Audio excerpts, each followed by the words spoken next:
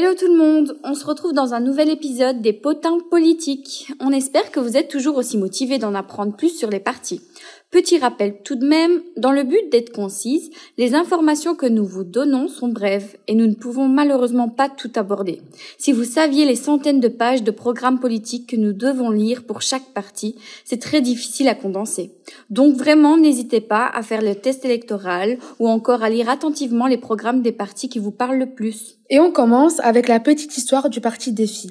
Ce parti a été créé en 1963 suite à l'établissement des frontières linguistiques en Belgique. Le parti, qui au départ porte le nom de FDF, s'allie en 1993 au parti PRL, qui compose le MR actuel. Puis en 2011, le MR accepte de diviser l'arrondissement électoral de Bruxelles-Halle-Vilvoorde et le FDF estime qu'ils se sont soumis à des exigences flamandes. Ah ouais, direct, ça rigole pas. Ah mais vraiment pas. Et donc en 2016, le parti change de nom et devient Parti démocrate fédéraliste indépendant. Et maintenant, Sarah va nous parler des grosses têtes du parti. Mais avant ça, Sarah, explique-nous, pourquoi on t'entend si fort dans nos précédents podcasts?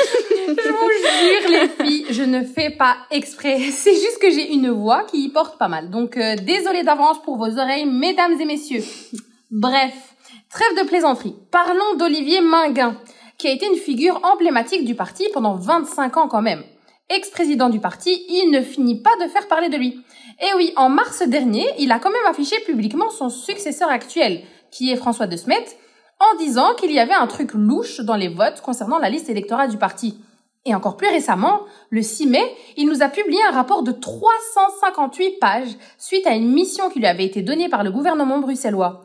À la question « Comment améliorer l'espace francophone ?», il nous dit, en très gros, arrêtez les politiques wallons de vous disputer entre vous, car pendant que vous faites ça, les Flamands, eux, s'organisent, et en très très gros, faites gaffe à la Flandre, car elle a très envie d'être autonome, et il se peut un jour que la Belgique soit un État flamand et un État francophone.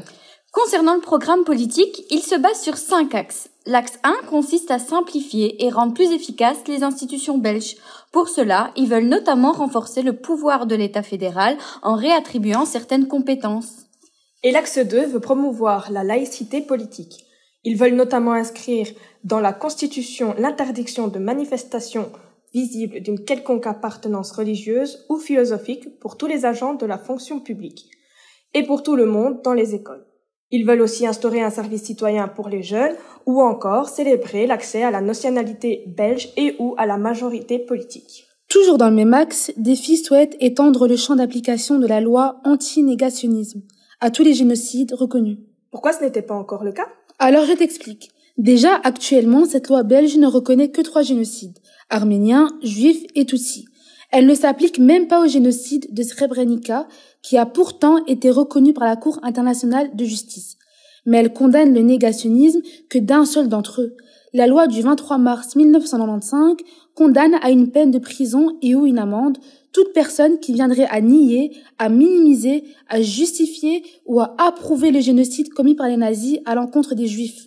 Du coup, si je comprends bien l'intention du parti de vouloir étendre le champ d'application de la loi, si la CPI, pour ne pas dire quand, admet et reconnaît les génocides actuels au Congo et en Palestine, toutes les personnes qui voudront en nier l'existence pourront être condamnées pénalement, c'est bien ça? C'est tout à fait ça. Eh ben ça en ferait du monde, Et que disent les autres axes? Eh bien, l'axe 3 veut soutenir la liberté d'entreprendre en préparant plus les étudiants au monde du travail, notamment via un test d'orientation obligatoire et un contrat d'aide à la réussite. Ils veulent aussi stimuler l'installation comme indépendant et promouvoir le statut d'étudiant entrepreneur. Pour ce statut, Défi promet d'encourager les établissements supérieurs à en faire la promotion, de permettre à l'étudiant d'alléger son PAE et de justifier des absences selon ses activités professionnelles. Parlons de l'axe 4, porté sur la volonté de rendre les contrats sociaux plus justes, qui se ferait par exemple en établissant un bouclier social fixant la pension et le chômage à 1 300 € net.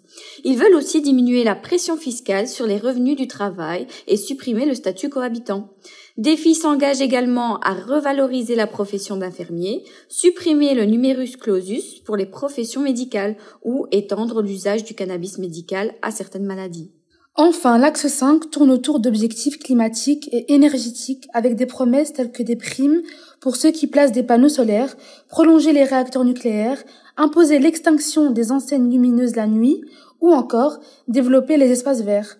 Ils s'engagent aussi à améliorer l'accessibilité pour les PMR dans les gares et à lutter contre les nuisances sonores autour des aéroports du pays. Et voilà pour le parti défi. On est bien consciente que ça fait beaucoup d'informations en quelques minutes. On espère de tout cœur que ces infos vous ont été utiles et pertinentes. Restez connectés car tout de suite, nous passons à notre capsule sur les engagés.